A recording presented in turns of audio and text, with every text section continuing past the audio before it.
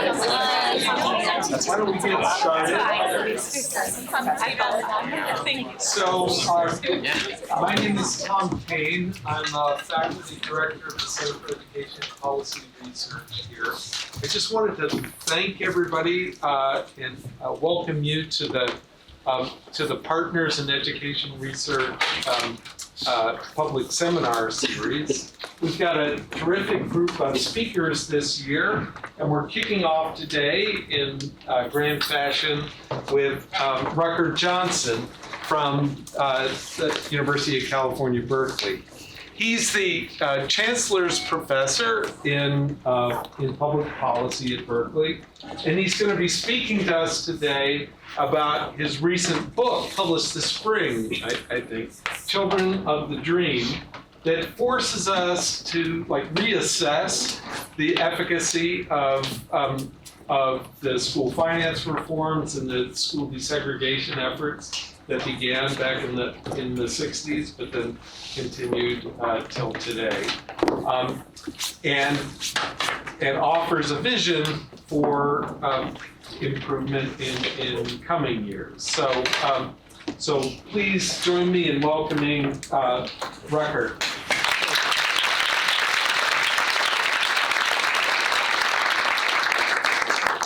Great. Well, it's a joy to be with you and to be able to travel from Berkeley to share the work and share the fruits of the book and kind of the main insights that I want to connect to inform the current policy debates around the best ways to address and ensure and realize the promise of equal educational opportunity for all children. And one of the things that I want to highlight first is there is an extreme amount of policy amnesia about some of the most bold and ambitious policy initiatives that we've pursued in this country. And in this work, we wanted to feature the three biggest equal education opportunity initiatives, school desegregation being the first and foremost, and equally important, the school funding reforms that accompanied school finance litigation, as well as the expansions of early pre-K investments through Head Start. And what we want to think about is how the narratives around the efficacy of those policies that often were pursued in isolation, but also that often have been characterized as ineffective. And so the first thing I want to set out is there's a lot of myths around the efficacy of a lot of different components of what makes integration work or what makes integration ineffective. And I just want to lay out some of the three, I would say, most popular misconceptions about school integration. We just came on the 65th anniversary of Brown. Brown v. Board is often considered the beginning of the civil rights movement. And when we think about ensuring opportunity for kids, certainly education and housing are, I would characterize as the biggest areas in which opportunity is realized for kids, and yet it is the two areas in which civil rights and progress in it has been stymied by segregation. And so these three myths I would venture to characterize, we tried it for a long time. Of course, we were coming on the 65th anniversary, that it didn't work, that it was a failed social experiment, and that is no longer relevant. And what I want to put forth to you is, number one, we didn't actually try this for a long time, but rather there's just really a 15-year window in which significant integration efforts were pursued, and there was obviously a decade-long delay in that actual initial set of implementation of desegregation plans to be initiatives. Secondly, obviously, that's captured in the name of the book. I wouldn't actually be here if I wasn't giving you a counter argument to the defeatism that these policies didn't work. And so I want to describe how they worked and why they had sustained impacts across a whole host and array of adult attainment outcomes. And the final thing I want to highlight is the misconception that these are from a relic of an older era and therefore have no import and know lessons to be drawn to inform how we design our best approaches to tackle the large achievement gaps that we see. For example, on average, black and white children, black children lag behind the average academic achievement of white children by about 2 grade levels by high school. And we are seeing that in both reading and math. But at the same time, I want to remind us that the era and the period in which we saw the greatest convergence in academic achievement, in educational attainment, in adult earnings, even in health status outcomes, the period in which we saw the greatest racial convergence in those outcomes were the period of cohorts that were exposed to integration, and that overlapped these cohorts that went from segregated hospitals, segregated schools, to integrated schools. And we see this even in the 40% drop in the black-white academic reading achievement gap that Reardon and others have documented. This period where we see this significant narrowing, and then we've had a subsequent period of stagnation. And one of the things that you hear often discussed in this context is that we've had this significant increase in education spending. Eric Hanushek and others have really made a point of emphasizing the significant increases in per pupil spending, and yet with a kind of what people have described as stagnant academic achievement as a consequence. And yet, that's actually not the case. That a lot of the analyses that are trying to tackle these issues that are using models that don't sufficiently control and account for child family background, that are too narrowly focused on short-run test scores, and or that use time series data to aggregate it to the state level that mask a lot of the actual ingredients about what is affecting school and learning outcomes using longitudinal data that has a quasi-experimental design that can tease out causal connections. So those are things that we want to kind of reframe.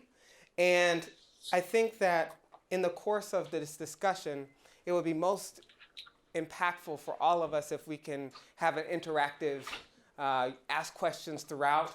And I will certainly pivot and try to tailor the ways in which the talk proceeds. But I think what I want most of all is for us to have a mutual kind of correspondence, because I'm going to try to give you a tour of the different main insights from the analyses of the book and how we proceeded in going from quantitative evidence that we use to provide an aerial view about what works, how does it work, and then combining it with insightful qualitative interviews from the early pioneers of school integration efforts, the early pioneers of school finance litigation, from interviews with judges, school leaders. And so we're trying to use the quantitative and qualitative evidence to provide a mirror that better captures from multiple vantage points what the lived experiences and learning through the lived experiences of children that went through these landmark reforms, but who are now in their 30s, 40s, and 50s, who have their own children. So we're looking at cohorts that were first born between 1945 and 1970 that have been followed through the present, through using the panel study of income dynamics, which is the longest running panel data set in the world, spanning 5 decades. And we're appending onto that data from the Ad Health data. We're appending to that data from looking at historical school spending data that is mapped from 1960s through the present to try to look at how school spending, school segregation, and those things that have occurred. But really what we're doing in this way is trying to trace out how educational equity and school quality trace out the long-run impacts on looking at kind of what I say, the children of Brown and through Brown's grandchildren. And so that's the mission and aim. And I will just take, yeah, please.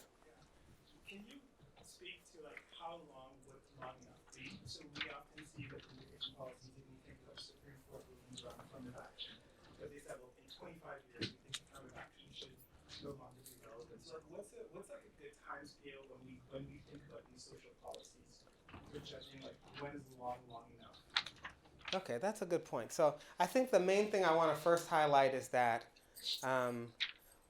the fidelity of implementation is a part of when that part gets delayed and when the window of actual how schools are impacted. So think of it this way, that I generally kind of think of parts of integration as like a surgery to a school system, and it has some pain that corresponds with the initial changes, but it cures.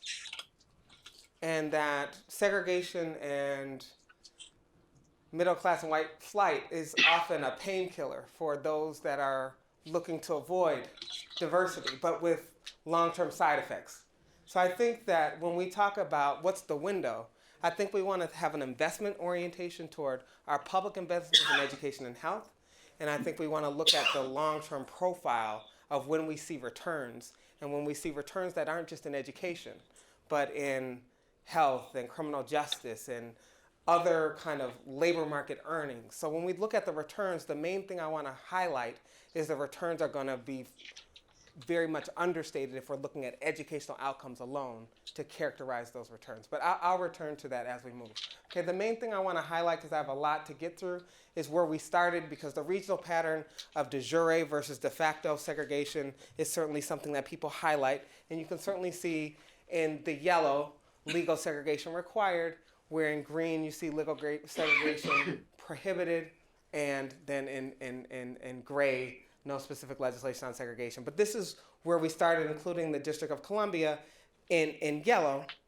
And what we're looking for is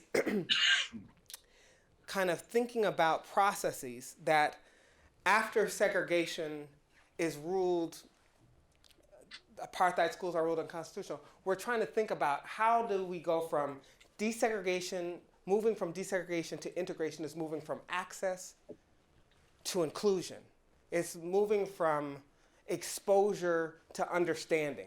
And that means that we have to think about not just segregation as separation of people, but it's actually segregation or a hoarding effect of opportunity. And a big component of those opportunities is about school resources, it's about teacher diversity, it's about a holistic view of integration, is about curricular access, college preparatory curriculum. So we're looking for the component parts of integration as not something that's measured simply by the assignment of students to classrooms. And the other thing I want to kind of just make point here is simply to remind us that when we look at the connection between school desegregation, school funding reforms, and pre-K investments, they're all ways that have been pursued to realize equal educational opportunity, but in different ways, right? School desegregation is redistributing school children. School funding reforms is redistributing school resources to accommodate the fact that local wealth should not determine the health of different school districts' ability to raise funds for schools. And then the pre-K investments and expansions are basically redistributing the timing of those investments back to the earliest years of cognitive development. And most of the time, those three policies have been pursued in isolation. And what I want to put forth is that each of they have their own independent effects, but it's the synergy between school deseg or school funding reform when it is preceded by access to quality pre-K, or the effects of school funding reforms that are in integrated spaces versus segregated spaces in terms of the returns that they attribute. So those are things that I'm going to return to, but the first thing I want to just highlight is the timing of school desegregation, because that's really a big part of how we're able to use as a natural experiment the uneven and slow pace of integration that we're able to use as a quasi-experiment to create parallel universe of getting estimates of the counterfactual of what would have happened in the absence of desegregation. And again, this first decade after Brown, there's very limited actual school integration. By 1968, only 6% of districts that would ever undergo court-ordered school desegregation had implemented plans. And it's really when the 1964 Civil Rights Act put teeth in enforcement and prohibited discrimination of public schools and hospitals that weren't to receive federal funds if they weren't in compliance with the integration mandates. And that became critically important after the Elementary Secondary Education Act of 65. Basically, federal funds went from a few $1 million to more than $1 billion per year, and that ended up being a big inducement to comply with the Brown order. So it's landmark cases like the 68 Green decision as well that accelerated that by the end of 1970. By the 1972, the North actually becomes the South becomes more integrated than the North by 1972. So I just want to show you this timing that I'm describing here. And again, where you see a red is where there's a court-ordered school desegregation case. Limited integration happened without the court order. You see that acceleration after 64. And I want to point your attention to an increasing amount of pinks. The pinks is when a district is released from a court order. And the release of court orders accelerated after 1990 and led to a resegregation of schools by returning student school assignments typically to neighborhood schools. So we're going to try to not only document how the nation went from segregated to more integrated schools, reaching a peak in 1988, but how the subsequent acceleration of release of court orders, culminating with the 2007 parents involved case, including Seattle and Louisville. So the biggest empirical challenge is, in a good way, that the 1960s is a miracle in policymaking. We got the Economic Opportunity Act that includes Head Start, neighborhood health centers, Civil Rights Act of 64, Food Stamp Act, Medicaid and Medicare, rollout, Title I, higher education. There's just even too many to even include on a single figure. The Federal Fair Housing Act. And those things mean that to isolate the independent effect of school desegregation apart from these other trends requires this quasi-experimental variation in the timing.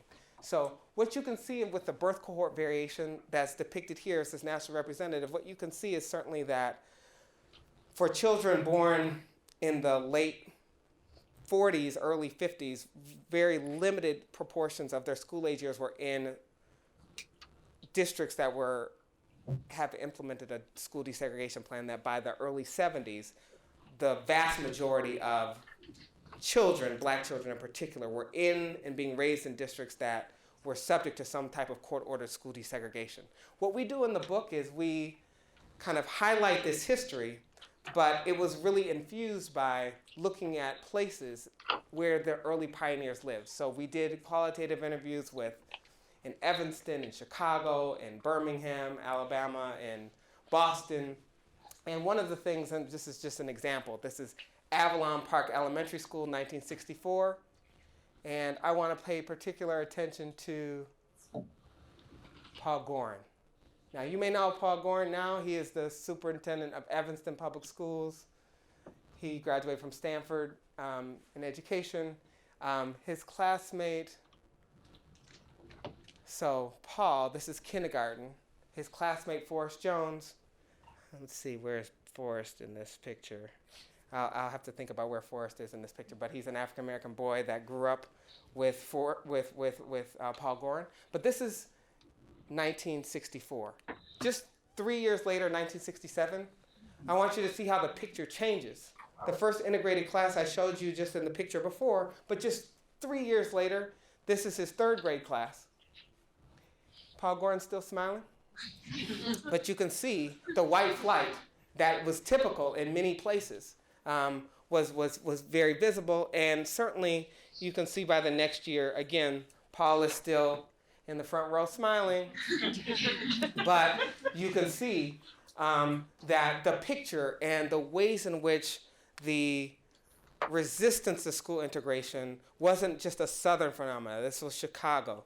We see the same thing, and one of the things that's helpful is thinking about what the pressure that the Gorin family experienced with regard to pressure from real estate agents. It was a very concerted effort.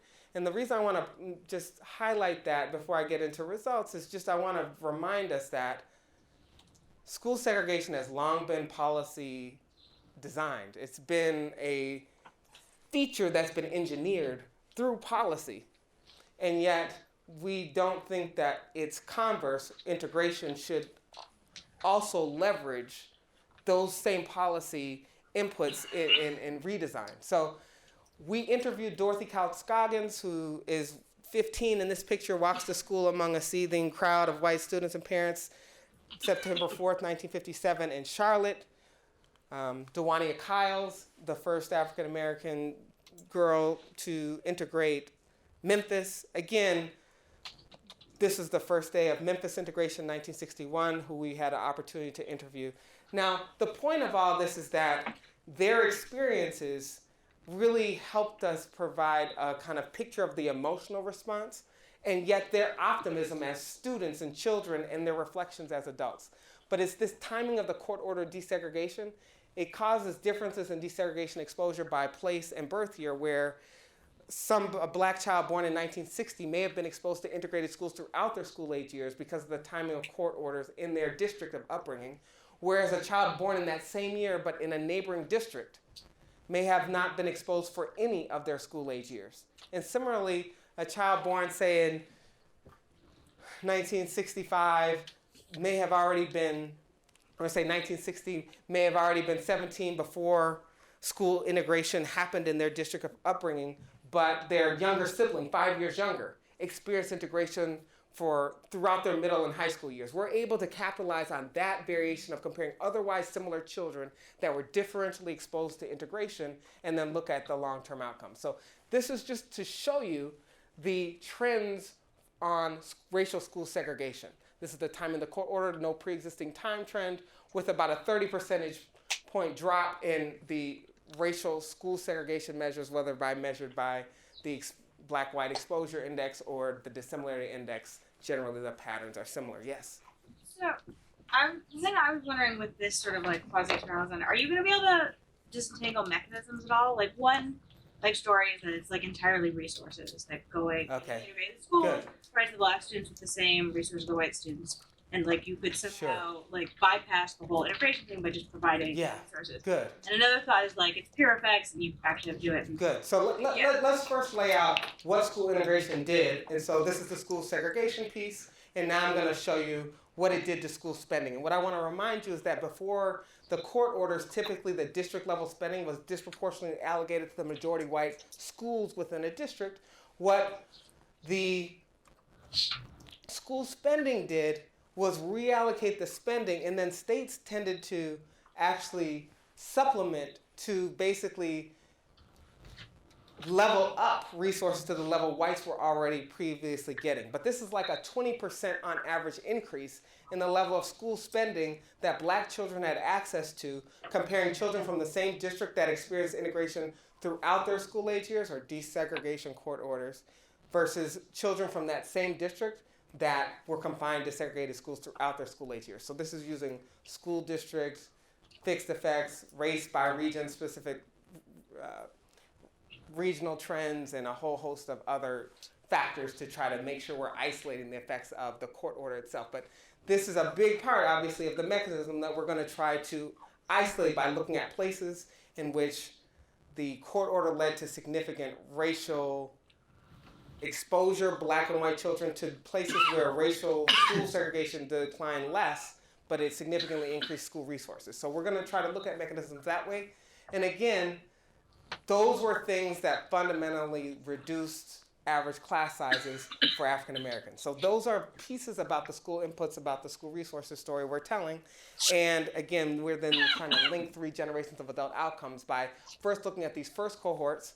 And what I want to highlight is because all of those children are now in adulthood, but they also have had their own children, we're able to look at the outcomes into the second generation, to look at high school graduation rates, academic achievement outcomes, and we find that not only these beneficial effects that I'm going to document for the first generation, but that they persist into the second generation in terms of impacting the likelihood of high school graduation and cognitive achievement for the next generation because of their parents' exposure to school desegregation and improvements in school quality. So the data is the PSID. As I said, we linked the data at the census block level to the school district boundaries that prevailed in 1969. That's actually important because the school district boundaries tended to change endogenously as another mechanism to avoid integration. Okay, and this is happening today where people are seceding from traditional school district boundaries, redrawing district lines in ways that often segregate. We're talking about 13,381 children. The oversample of black and white or low income and black families enable us to have enough power to detect differences by both race and class. But anyways, it's nationally representative. And so what we're doing is using this timing of not just the desegregation court orders, but the timing of school funding reforms. Some of that work is collaborative with Carabo Jackson at Northwestern, and then the timing of Head Start as well, to look at the synergies and potential synergies between these human capital investments in K-12 schools as well as the integration and looking at these long-run outcomes beyond test scores.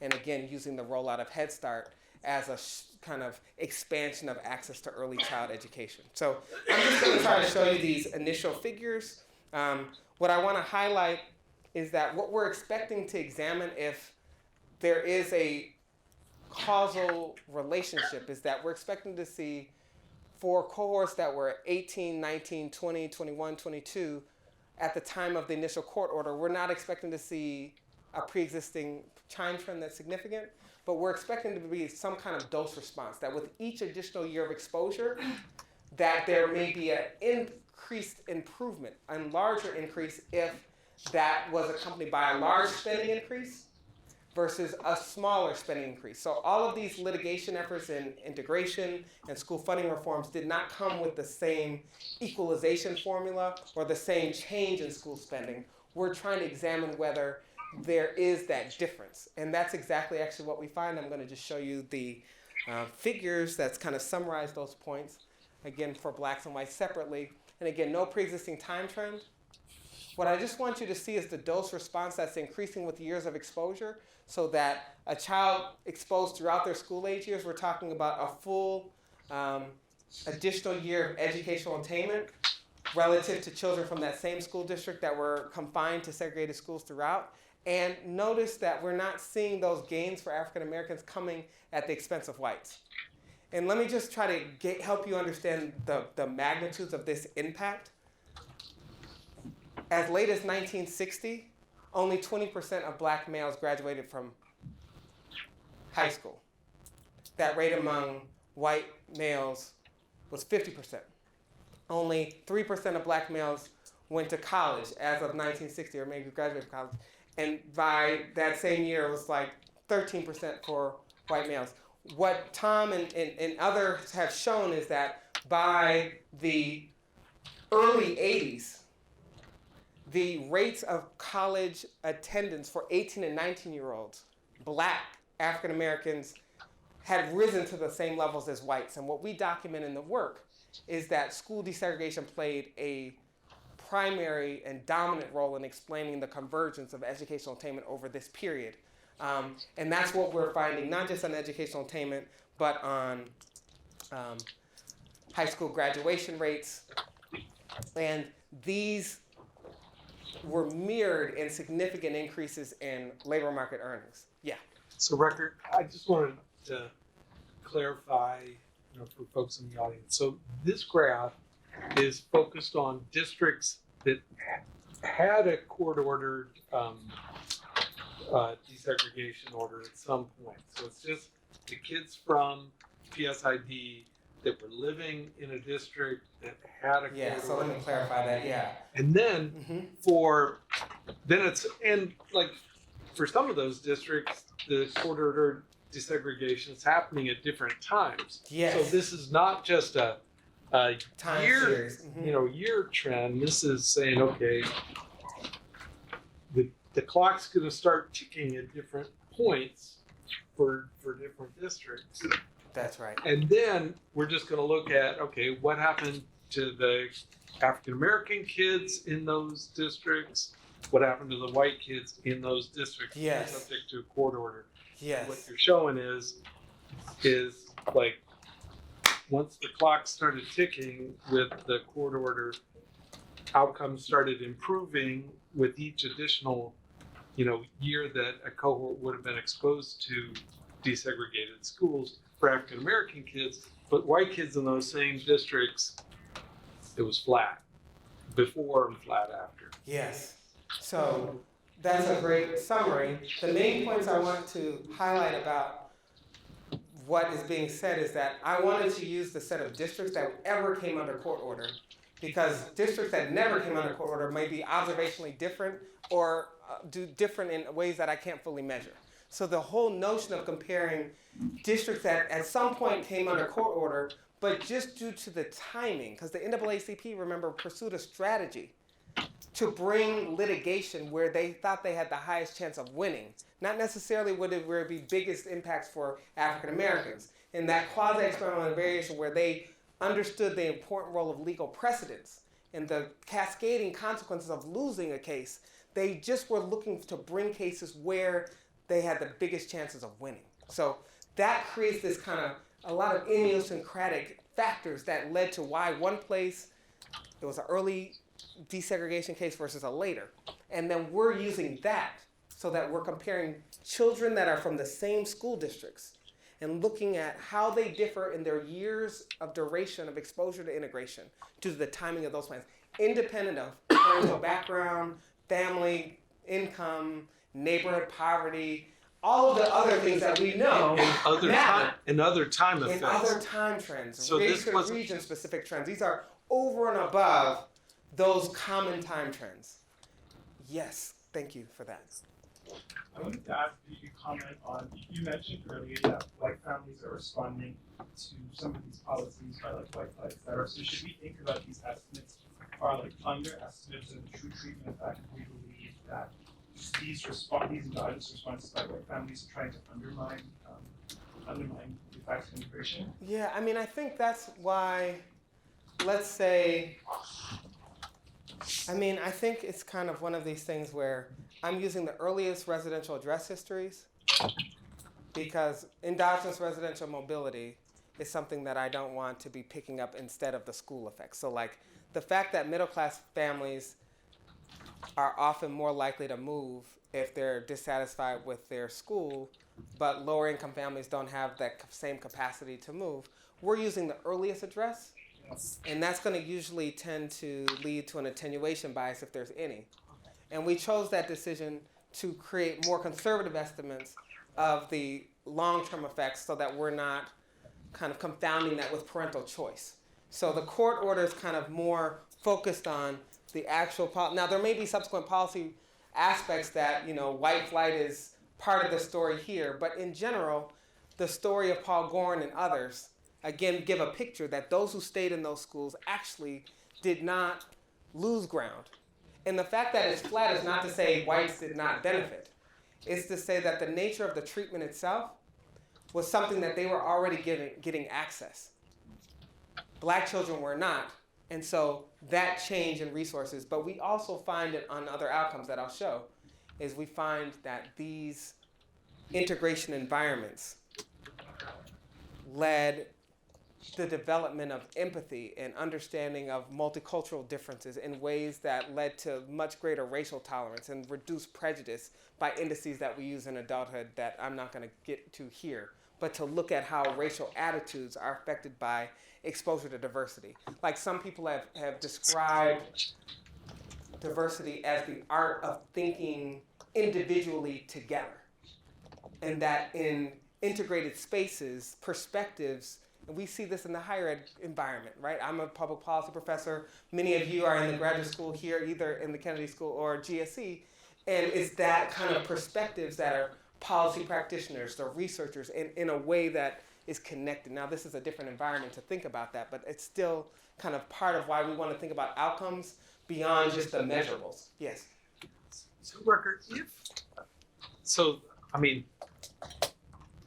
the tragic thing is you're telling us this history in 2019, whereas,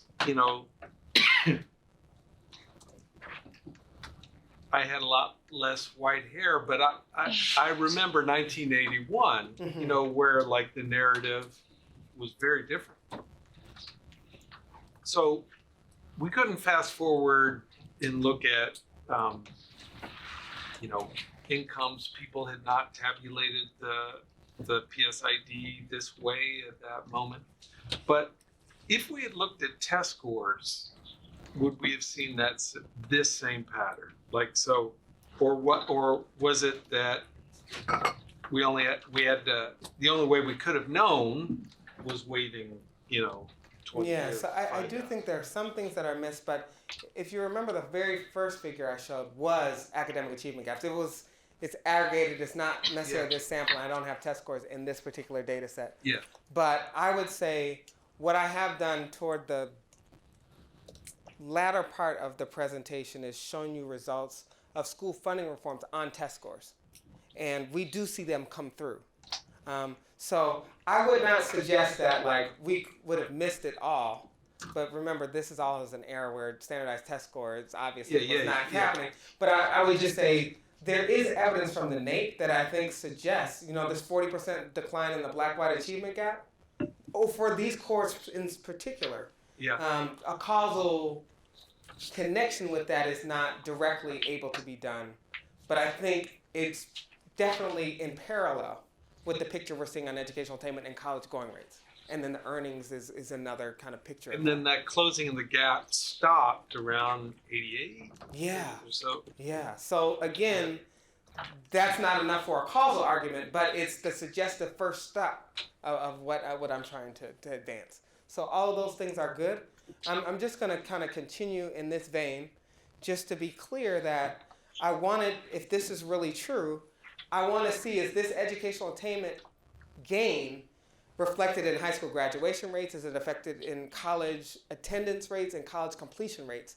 And again, we're seeing that on the high school graduation and the college going rates in a similar vein. And what I think is important is that then as a barometer of the effectiveness of schools, labor market earnings is another way of thinking about it. And you see, again, this significant increase that has this dose response that's like for a 5-year exposure to desegregation led to about a 15% increase in wages for African Americans in adulthood. And if you're comparing the big change of being exposed throughout your school age years versus being confined throughout your school age years, we're seeing almost a 30% increase. Now, I'm not showing you the standard errors, but they're certainly significant throughout. Yes? I was just wondering if you run these regressions where you don't use the first address, but you use the current address to try to get at this question of how much the white effects are being driven by white people migrating out of the desegregation environments. That's a good point. I can't remember off the top of my head. There's a lot of runs that I have done over time. That's not one that's in my head this second. But I think it's certainly something to think about. But I think the main reason I want to highlight certain things is because there are fears that are not grounded in empirical reality, and fears about what's going to happen with school integration. Those are still the fears that trigger, flight today. So I don't think that those things are old. But I think what I want to highlight here is that these impacts are strong enough to actually break the cycle of poverty across generations. That what we see when we're looking at the annual incidence of poverty in adulthood is, again, that these desegregation exposure impacts increasing educational attainment also reduced the likelihood of being poor in adulthood, the annual likelihood of being in poverty in adulthood. And we're looking at roughly a 20 percentage point reduction in the annual incidence of poverty, again, being exposed 11, almost, throughout your school age years. Yes? I'm curious if you have a hypothesis about what's going on in that first year with that particularly, in this case, drop in poverty on the previous. Yeah, I mean, I think I see it in the educational attainment, the earnings, and here in the poverty. There's something about, like, there may not be a linearity to the relationship, that some exposure and, made a difference. I don't necessarily have a theory, and certainly confidence intervals could throw that, but we use the non-parametric form to try to like trace out and not just smooth that figure of the non-parametric event study figure. But certainly you're seeing that, and you would see that not just on poverty, but you're seeing that like on other outcomes across. Yes. So the first dot is just 1 year out, or it looks like it's actually 6. Yeah, it's partly the way the figure is in the. I think the visual got a little thrown off with the axis, but it's 1, yeah. Mm-hmm. And are those students? Those would be students that they're in their 12th grade year. Yeah, so this would be like a person. The court order comes down in 11th grade, and their full high school, their senior year, they're exposed, but they're only exposed that 1 year. But what's particularly interesting about that, and maybe we're just doing too much on noise, but it's given what you're saying about the overall trend versus individual points. But you expect the first year would be the most tumultuous year. No, this is true. There would be a lot more attention and maybe more effort. Or This is true. chaos. This is true. But I would say that the reason why I wanted to focus on what's happening out here is because these cohorts are not experiencing greater years of exposure. You see, these folks are, say, 4 years old, 3 years old, 2 years old, 1 year old when it happens.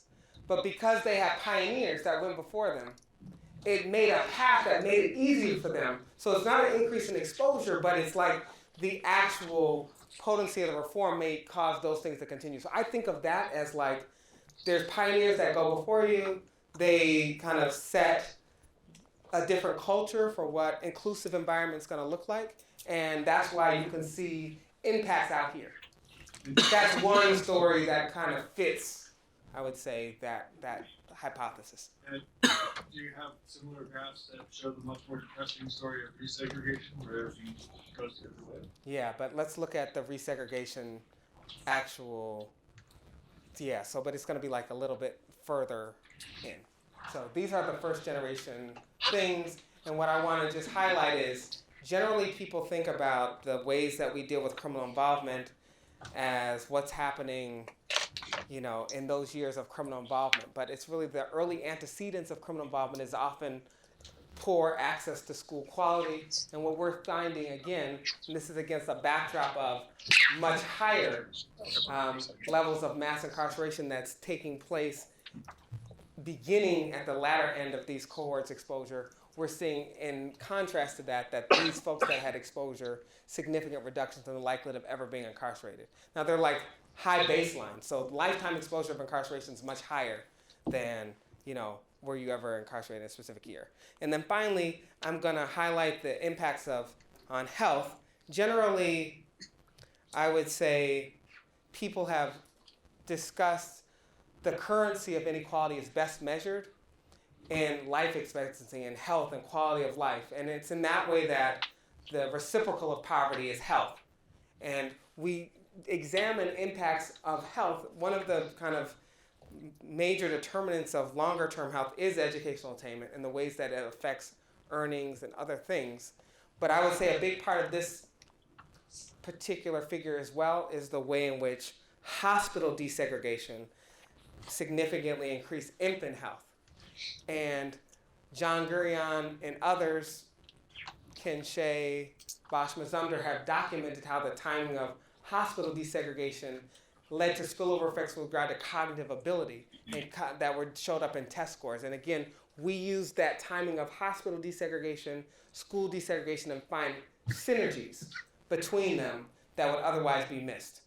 The final thing I want to just highlight before I move to the next set of results is simply that if we look at the timing of unsuccessful desegregation court cases as a placebo, as a set of falsification tests, again, the timing of unsuccessful court orders, because there was quite a many of those, we don't see any of these impacts on any other outcome that we might examine, from earnings to economic status to adult health. So we did a whole bunch of different ways to try to understand both the mechanism, and we found that school spending was a big impetus toward that convergence, but those are less, there's a lot of other alternative explanations that could certainly be arrived at. Yeah. Can you talk a bit about like what the results were from previous literature, like using like a research design that was less credible than this, and then like, so how much does the instruments actually matter? And then the second piece of it is like, do you think that, supposing that there was no results there, right? Like,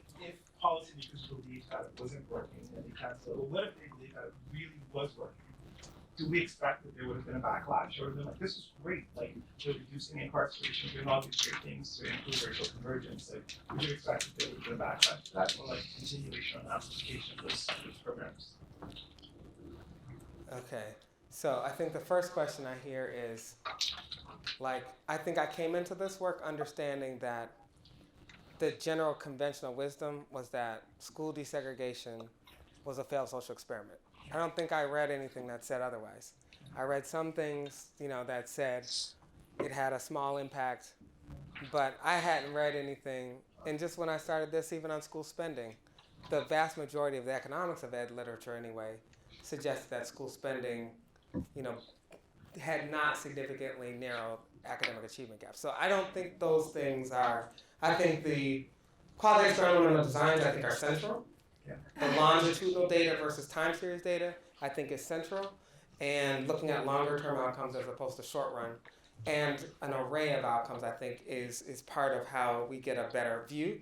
But I also think the fidelity of what integration means, because everything on the books that says integration is not necessarily achieving that, right? So I think that's something that I'll try to touch on toward the end. But in the interest of time, let me just highlight a couple of the other most important lessons from some of the work that brings us forward to today, and that is that the judicial landmarks of the school desegregation cases provided part of the momentum toward the school litigation and debates around the constitutionality of local finance systems for local schools, so that we could examine how residential segregation by income and race was affecting, and the differences in local property tax wealth bases were affecting these differences. We were able to interview a number of, I'm thinking of Gary Stein and Deborah Poritz, who were the judges that presided over the landmark Abbott rulings in New Jersey that has some of the most progressive funding formulas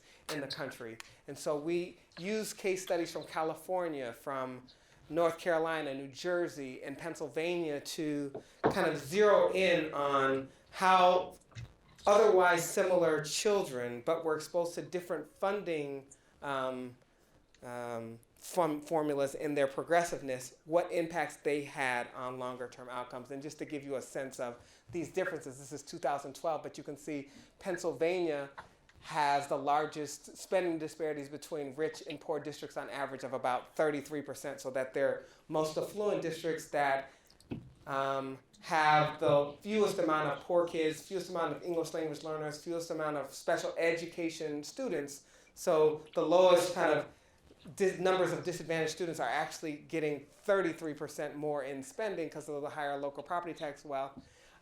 You can see a place like New Jersey is kind of the opposite of that in some way, that because of their progressive funding formula. And so we highlight that, for example, in New Jersey, for every dollar high-income districts received, low-income districts received, by the end of the period, $6.61. And that redistribution explicitly in the funding formula. And one of the things that is important about highlighting New Jersey is because it was the only state school funding formula in which pre-K was part of the compensatory remedy of the litigation case. So they had joined the school funding formula changes with mandatory pre-K, and those are things that we were then looking at. Now this is New Jersey. Now you all may be familiar with like the famous Card-Kruger study from, early 90s on minimum wage that compared New Jersey, Pennsylvania. In that same vein, you can go to Pennsylvania, just a neighboring state, but otherwise similar demographic characteristics. And they had a very different approach and among the most regressive finance formulas over this period. And really contrasting the two, we see a picture that achievement gaps grew significantly in states like Pennsylvania, and we see a picture through the causal inference that they closed significantly more in places like New Jersey that had much more progressive funding formulas. And part of that is coming through this synergy between pre-K investments and K-12 reform. So I'm just going to highlight the pre-K components, and what I want to pay particular attention to is that studies have documented that half of the achievement gap that we observe among third graders, half of that was already present at kindergarten entry. That there's a lot of developments in the neuroscience literature that's highlighting that there's between the ages of 0 and 3, the first 3 years of life, that there's about 1 million new neural connections developing and forming every second in the young developing brain. That the sensitivity to nurturing interpersonal and play-based educational enrichment environments is highly sensitive to that development. What we're documenting is ways in which that shows up empirically with subsequent achievement. So these are not just investments in knowledge, but they're investments in the capacity for future knowledge. And it's kind of the way, the cumulative aspect of learning, that learning begets future learning. And that kind of means the need to adjoin the pre-K and K-12 investments in ways that can capitalize on that synergy. So that's what we aimed. Economists often refer to that as dynamic complementarity. This is 1965, before the rollout of Head Start, and where you see a blue is where there was the first Head Start center, okay? And the red represent the 300 poorest counties in the country, just so that you can see how that overlays in the way funding was distributed. This is 1965.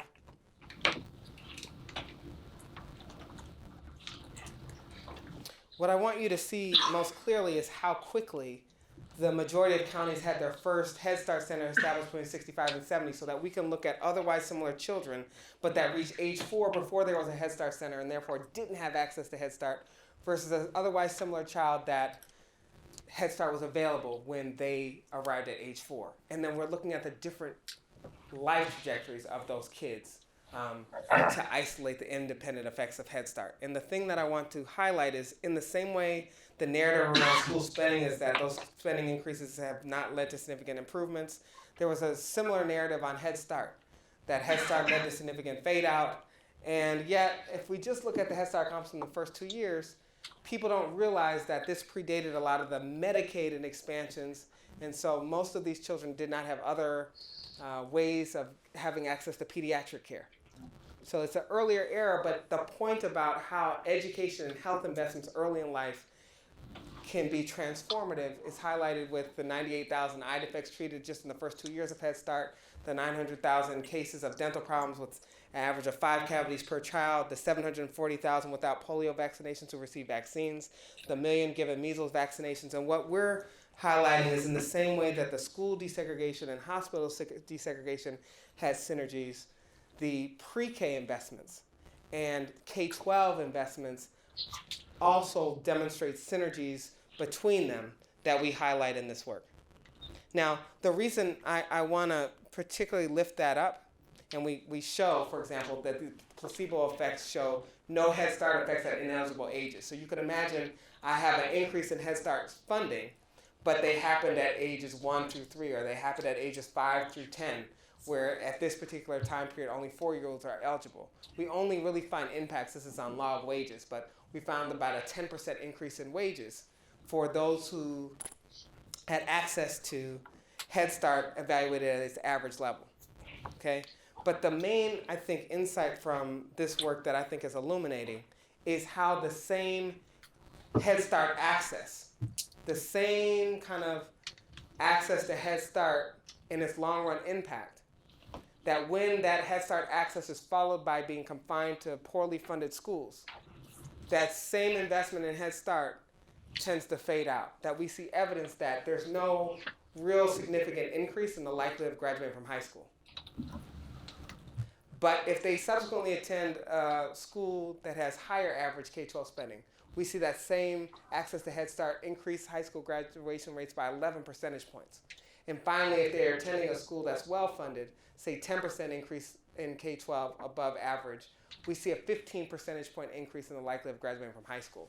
And similarly, K-12 investments that aren't preceded by access to pre-K. Again, most of the counterfactual in this period is home care.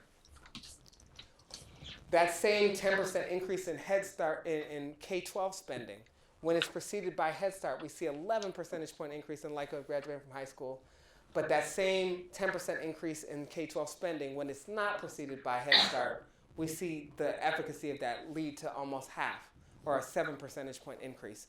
And the main thing that I want to highlight about this is that the whole idea of segregation is also evident in the policy design features, that there's the silos of education and health, the silos of pre-K and K-12. And what we're trying to highlight is to have an appropriate policy response to the issues of educational opportunity. We have to integrate the parts of pre-K and K-12, of educational investments and early pre-K and the K-12, and create a system that kind of has that continuity.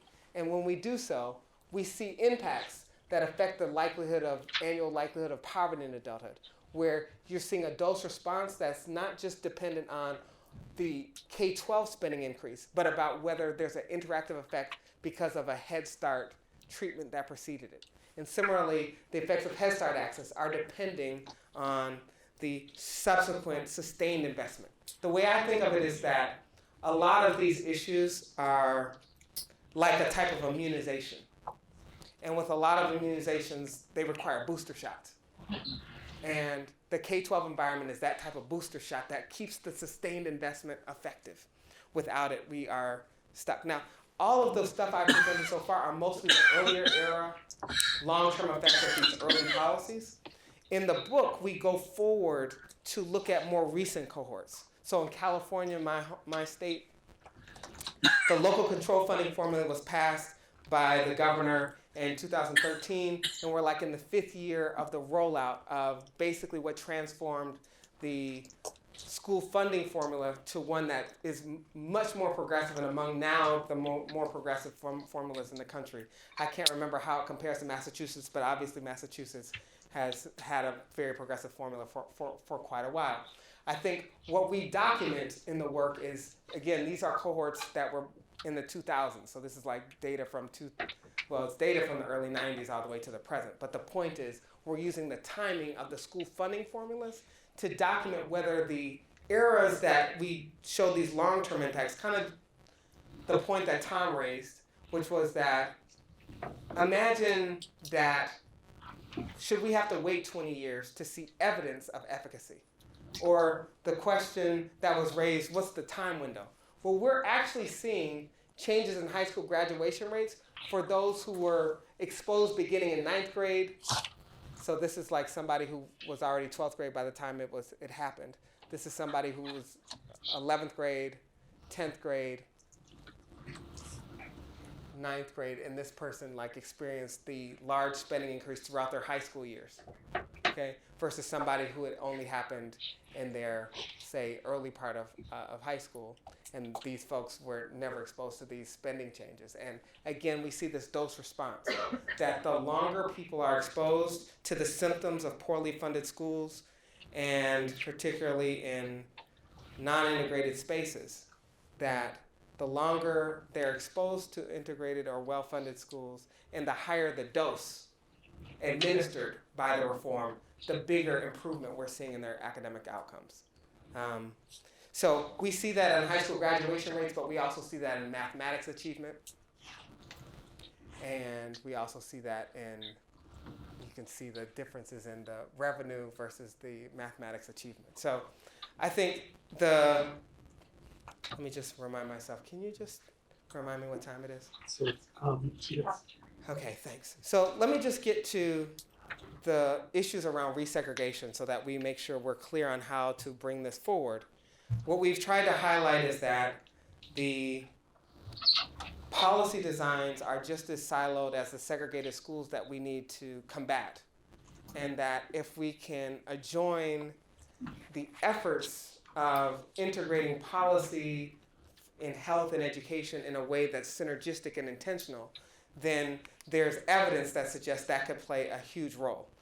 Let me highlight, though, there is a little bit of a greater willingness to throw money at the problem if I don't have to have my child involved in the process. So there's a lot of hope that a New Jersey model where they have the most progressive funding formula, but they're also the most segregated school system, or among them, in the country. And what we're documenting is that the school funding does work, and it does work when they have the pre-K. So they have 2 out of the 3 prescriptions. But because they're nesting it within a very segregated school system, the teacher quality, the teacher diversity is the missing ingredient. That without school resources that kind of deal with the optimal distribution of teachers, that in segregated environments, the money doesn't go far enough to boost and really close the gap. So the reason I make mention of that, because now I'm talking about the resegregation of schools, and the lifting of court orders provides another kind of quasi-experimental design where we can look at the timing of the resegregation that happened following the resegregation of schools. So for example, in Charlotte, 2001, there's a litigation case that's resolved, brought by a white parent about the integration boundaries that were drawn, and they basically went back to neighborhood schools for a very long period after that, and they've now went from a model of school integration to among the most segregated. That's in part why Raj Chetty in the mobility atlas and map that he documents highlights Charlotte as the lowest mobility kind of district in the country, or among them. And again, Baltimore, Charlotte, what do they have in common? They're highly segregated, and the educational opportunities are significantly affected by them. So we look at this timing of the release of the court orders, and this other component that I haven't really highlighted is this increased racialized tracking that begins early in earlier grades. And what we're seeing is that you can look at a school that looks on the face of it very diverse, but if you look into the segregated classrooms within it, you often are seeing a set of tracking of AP courses and gifted and talented programs that are exacerbating the access to curricular quality. So I want to lift up that while I'm talking about student to class and student to school assignments, that we can't leave out teacher diversity, we can't leave out teacher quality, we can't leave out curricular quality. And that kind of multicultural aspect of a holistic part of integration is what's missed. This is just showing you that if we use the timing of the release of the court order, this is what the time trend was in high school graduation rates leading up to the release of the court order. You can see it was increasing like I was showing you in the other event study figures. But after the release of the court order, we see it flatline for the most part. And so part of what we're kind of trying to highlight is simply that the resegregation of schools is connected to, as a school becomes higher and higher poverty concentration after the release of the court order, the lack of socioeconomic diversity affects actually the teacher assignment and who selects out of that school. Okay. Now I've said a lot about different things, but a lot of the impetus around integration is not these kinds of outcomes. As Martin King, in the contact hypothesis, more poetically said about testing this contact hypothesis, that people fail to get along because they fear each other. They fear each other because they don't know each other. They don't know each other because they have not communicated with each other. So we use data from the AdHealth data, and that data has not just the earlier cohorts and what schools and districts, and they're subject to the release of the court order that resegregated schools. So we're using that as the policy interventor to tease out, to isolate the effects of school integration or school resegregation. But they have the long-term type racial attitudes in adulthood and aspects of political polarization and political attitudes expressed in adulthood. And what we find is a very sharp connection between exposure to diversity in elementary school ages and middle school ages and subsequent markers for racial tolerance, racial intolerance, racial prejudice. And what we believe we're documenting is these surges of racial prejudice and animus that we're seeing, the political polarization that we're witnessing in recent years, is not unrelated to environments that are increasingly segregated by race and class that then becomes issues that we then confront later. So if we're looking at the likelihood of friends networks, racial diversity in adult friendship networks, the racial diversity of the adult neighborhood and the set of schools that they send their kids to, same race partner preference, liberal political views, we're finding a strong connection with the amount of segregation in the school environments in their K-12 years. And because I'm in the interest of time just trying to close, let me just remind you that these are not issues of an older era. In California, there was a major ruling that just came down like a few months ago in Marin County, which is just a Bay Area district not far from me. And again, they found separate programs for separate schools because charter schools are increasingly being used as a way to avoid diversity in some way. So we're seeing increases in charter school growth that are white, low poverty districts, and increases in high minority, high poverty charter schools. This is an example where the charter school is 41% white, the district school was 7% white, and they were only a mile apart. So the main point is that these are issues about policies, whether it's charter schools that are sometimes leading to excessive segregation if unregulated. We're talking about the Milliken decision ruling that integration must be confined within the school district boundaries and ruling out inter-district plans. And so now we're in an era where 2/3 of the segregation occurs between district rather than within them. So the tools of how to integrate can't be the relic of busing and other things because now housing policies are a much more central component of the path forward. What I'm just trying to highlight though is, this is again this example of California, a town agrees to desegregate schools after the state attorney general's findings. But what I'm trying to highlight is that invisible boundary that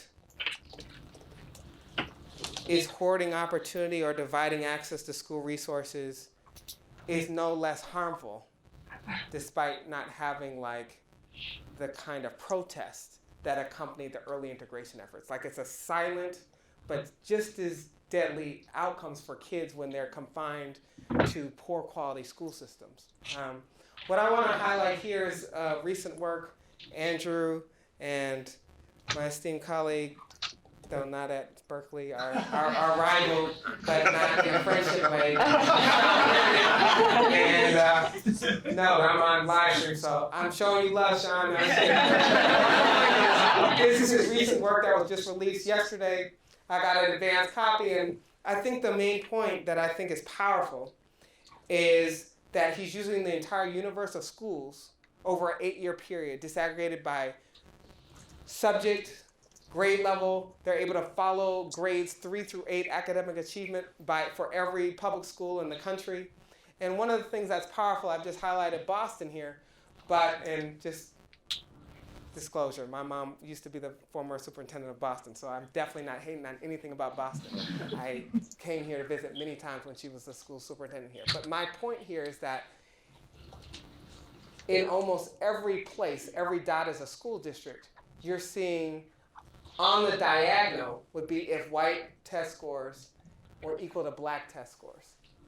Okay, in every place you're seeing on average about a full standard deviation different in academic achievement scores. And even among the largest 100 districts, you still see that where you don't see a single large district in which Black academic achievement is, excellent, where they're performing on par with whites. Now, what I want to highlight is in the work that they do, they show that the biggest predictor of those achievement gaps is school segregation.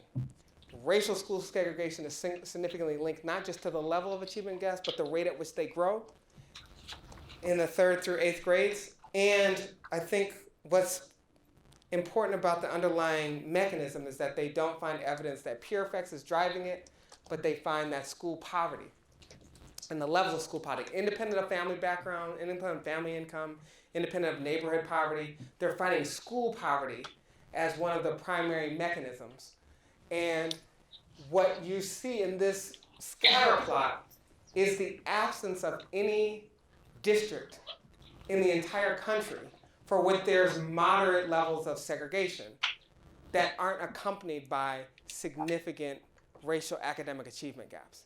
And the whole point is that the premise of a New Jersey school funding reform to just throw money at the problem while preserving the segregation, there's not a district model.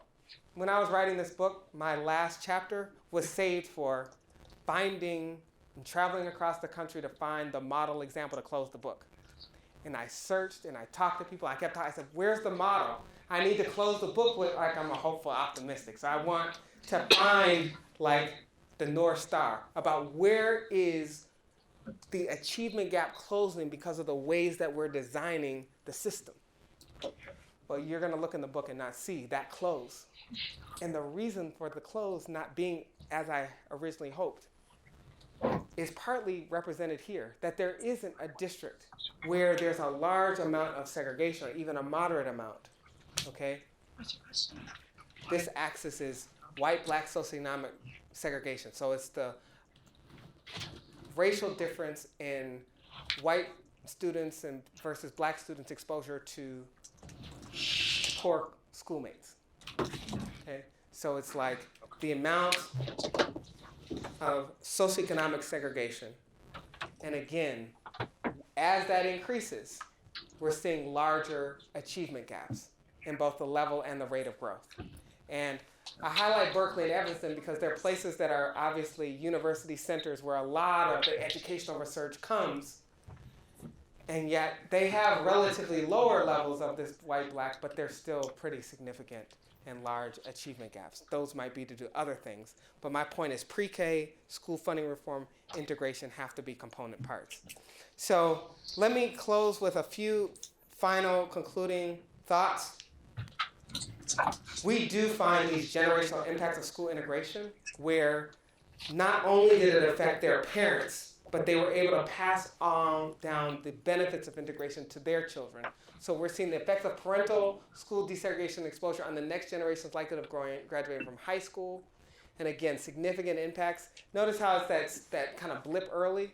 That kind of was not dissimilar to the other blip we saw, though obviously there's big standard errors here. But we're seeing significant increases in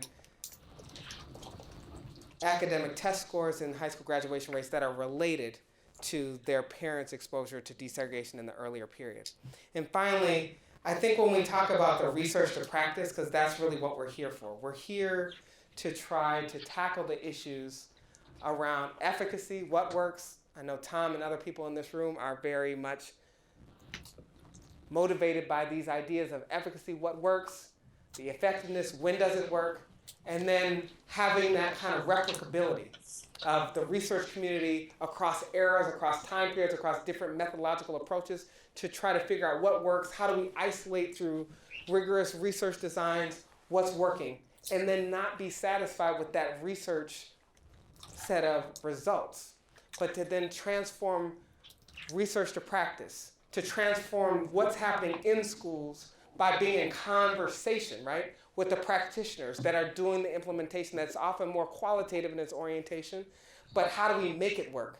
And how do we make the ideas of that might be good innovation? How do we ensure that what we hoped was working or the intent of that is actually working? Because remind yourself, intent is not good enough. We have to actually evaluate whether what was intended to happen is actually working. And this piece, this sustainability, right? Because the integration was working, it was not sustained. The pre-K investments do work, but they're often not sustained in the K-12 environment. The K-12 environment is happening in a very segregated system, so we're trying to think about how do we sustain these efforts, but in ways that are talking back and forth with the research to practice, that commitment of dialogue with one another to realize equal educational opportunity for all children. That's what the goal, that's what the strategy, that's what the hope, that's what the ambition is, and we need more people like you doing that work. So thank you for your time.